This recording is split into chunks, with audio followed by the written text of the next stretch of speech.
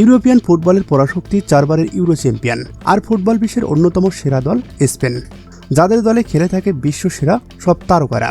আর অন্য পাশে আটলান্টিক মহাসাগরের বুকে ছোট্ট একটি দ্বীপ রাষ্ট্র, যার নাম হয়তো ফুটবল বিশ্বে অনেকেই ঠিকঠাক মতো ম্যাপেই খুঁজে পাবেন না। নাম তার কেপ ভাদ্রে। কাগজে কলমে লড়াইটা ছিল ডেভিড বনাম গোলাইতের।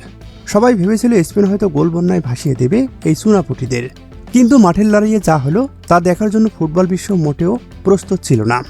স্পেনের মতো শক্তিশালী দলকে আক্ষরিক অর্থে কাঁপিয়ে দিল কেপ ভাদ্রে।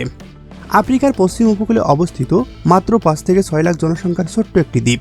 ফুটবল বিশ্বে যাদের তেমন কোনো বড় ইতিহাস নেই কোনো বড় সুপারস্টার, অথচ সেই দলটাই কিনা লড়তে গেল আলভারো মরাতা, পেদ্রি আর লামিন ইয়ামালদের মতো বিশ্ব তারকাদের গড়ানো স্পেনের বিপক্ষে। রেফারির বাঁশি বাজার পর থেকে শুরু করে স্পেনের সেনা তিকি-তাকা আর একের পর এক আক্রমণ।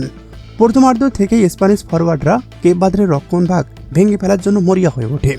কিন্তু দিনটি বোধহয় অন্য কোনো গল্পের জন্য তোলা ছিল। কেপ ভাদ্রের ডিফেন্ডাররা মাঠের দেয়াল হয়ে দাঁড়িয়েছিলেন।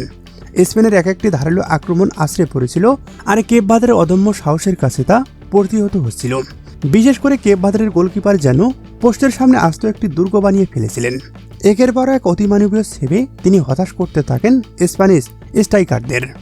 সময় যতই গড়াচ্ছিল, স্পেনের ডাগআউটে ততই বাড়ছিল অস্বস্তি, আর মাঠের দর্শকরা অবাক হয়েছিল ফুটবল বিশ্বের অন্যতম সেরা আক্রমণভাগকে কিভাবে বোতলবন্দি করেছে এই অচেনা দেশটি।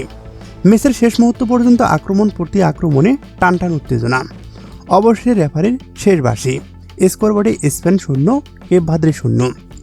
ম্যাচটা হয়তো ড্র হয়েছে, কিন্তু কেপ ভাদ্রের জন্য এই 0-0 ড্রয়ের মূল্য যে কোনো জয়ের চেয়েও অনেক বেশি। স্পেনের মতো বিশ্বসেরা দলকে রুখে দিয়ে তারা প্রমাণ করে দিল ফুটবলে নাম বা ইতিহাস দিয়ে ম্যাচ জেতা যায় না, মাঠে 90 মিনিট জান প্রাণ দিয়ে লড়তে হয়।